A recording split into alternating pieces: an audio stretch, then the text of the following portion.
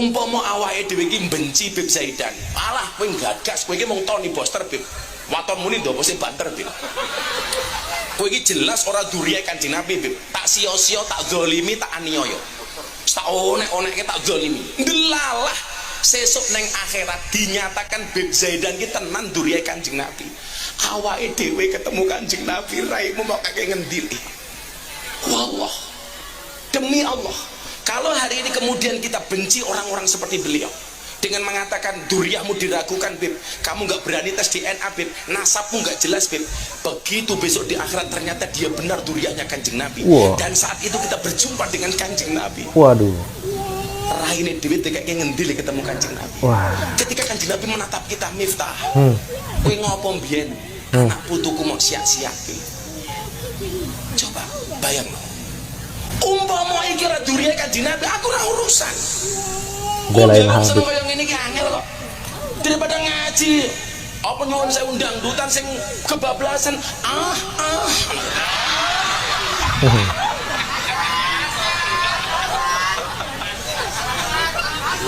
Ayo Mas Hasan. Bagaimana sekarang dengan sengketa di Indonesia persoalan Habib dan non Habib? Orang Kalimantan nggak usah ikut-ikutan. Gus Miftah masih percaya mereka Habib? Saya jawab, guru saya itu Habib Lutfi. Muridnya Habib. Sekarang begini Pak, kalau hari ini kita menghormati Habib sebagai duriahnya Kanjeng Nabi, ternyata besok di akhirat diputuskan itu bukan duriahnya Kanjeng Nabi. Dia belain Habib, pantas saja karena dia muridnya Habib Lutfi.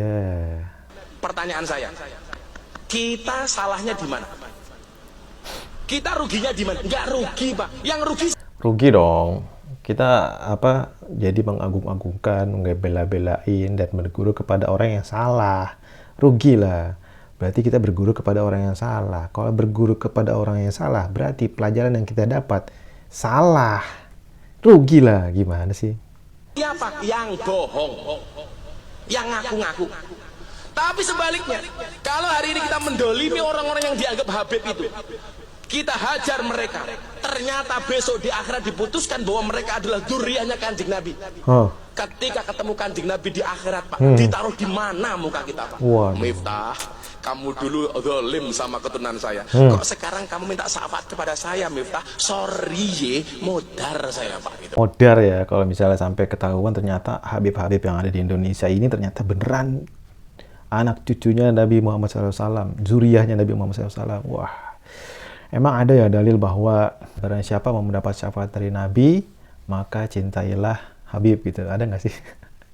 Kayaknya nggak ada ya. Tapi ini pernyataannya Gus Miftah ini, beliau ini membela-belain Habib karena ya jelas aja beliau ini murid dari Habib Lutfi, makanya Habib-Habib itu dibela-belain. Padahal udah jelas banget bahwa ceramahnya Habib-Habib yang ada di Indonesia ini banyak banget yang ngawur, dongeng-dongeng, segala bisa madamin api neraka, jahanam, segala turun rantai emas dari langit, segala mi'raj ke langit sampai 70 kali sehari. Ada yang bilang ketemu Nabi Muhammad SAW langsung, ada yang bilang Nabi Khidir jadi tukang pos atau apa gitu. Dan banyak lagi kisah-kisah dongeng yang diceritakan para Habib, dan isinya semuanya dongeng. Jelas aja kita pertanyakan, ini apa Habib asli apa palsu gitu kan. Dan berikut ini ada nasihat nih yang cocok banget buat Gus Miftah nih sebenarnya.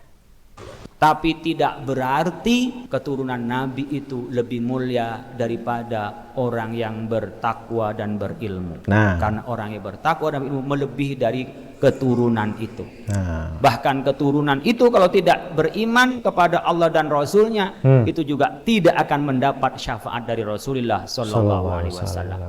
Mau keturunan siapapun, tidak peduli keturunan siapapun, kita sama-sama kullukum min Adam wa Adam min turab. Semua dari Nabi Adam, dan Nabi Adam itu dari tanah. Tidak ada lafadz la baina arabiyyin wala ajami, tidak ada bedanya mau Arab mau ajam itu sama, illa taqwa, kecuali takwanya. Maka disebutkan alladzi khalaqal mauta wal hayata liyabluwakum ayyukum ahsanu amala. Dihidupkan, di kita hidup ini, mati ini, yang dilihat oleh Allah apanya?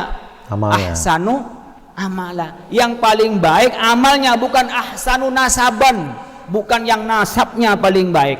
Enggak ada. Siapapun akan mulia kalau bertakwa, dan syaratnya takwa adalah iman kepada Allah dan berilmu kepada Allah dan mengamalkan ilmunya. Baru jadi orang bertakwa. Jadi nggak ada lafaz lah mau yang jelek, mau yang putih, mau yang hitam, nggak ada bedanya di antara kita. Kita punya kesempatan yang sama untuk berada di sorga Firdaus. Untuk masuk sorga kita punya hak yang sama. Tidak ada bedanya kita. Semuanya harus punya tiket apa? Iman, Islam, dan ihsan. Punya ilmu, punya iman yang kuat, mengamalkan ilmunya dan mengajarkannya. Ini harus dipasarkan pada kita semua. Nah, harusnya Gus Miftah dengar nih nasihat dari Bapak Ketua MUI ini nih, Muhammad Khalil Nafis, bahwa yang menentukan orang itu mulia itu takwanya, bukan nasabnya. Walaupun nasabnya dari Nabi, tapi kalau nggak beres imannya, nggak beres Islamnya, tetap aja nggak bakal dapat syafaat dari Nabi. Ya, lagian keturunan Nabi juga nggak dijamin baik. Buktinya anaknya Nabi Nuh nyata kafir, kan begitu. Yang penting buktikan dulu deh, masyarakat di Indonesia tuh butuh bukti yang jelas, bukti ilmiah. Kalau memang benar zuriyahnya Nabi, ya udah tes DNA, itu tes DNA. Susahnya apa sih, tinggal tes DNA doang.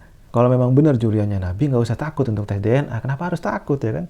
Kalau memang benar saya zuriyah Nabi, ya udah langsung aja, nggak pakai dilama-lamain, nggak pakai dientar-entarin, langsung sikat tes DNA, buktiin kalau emang jujur. Tapi kalau bukan zuriyahnya Nabi, kenapa harus ngaku-ngaku jadi zuriyahnya Nabi dan menyebarkan cerita-cerita dongeng ke masyarakat? Malah jadi bikin masyarakat bodoh, bukannya tahu tentang ilmu agama, malah taunya tentang dongeng doang. Akhirnya amalannya menyimpang semua karena mengagung-agungkan leluhur-leluhurnya para habib-habib yang sudah meninggal, yang bisa mengadamin neraka jahanam, yang bisa ngebentak malaikat muka nakir di kuburan. Astagfirullah, la haula wala quwata illa billah. Semoga informasi ini bermanfaat. Assalamualaikum warahmatullahi wabarakatuh.